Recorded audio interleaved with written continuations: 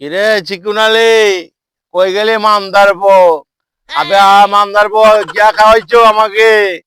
আজ যদি মাথার মাথা লাগবা লাগছে। দেশি খাওয়াইছো না বিদেশি খাওয়াইছো ওই চিকুনালি? আবে মামদার বো তুই যদি পাক্কা চেক্কা পড়ে গেছে। আপনি যেটা খাইছেন এটা তো আমিও খাইছি। মামদার বো থেকে দেশি না বিদেশি খাওয়াইবা লাগছো? বিদেশিটা।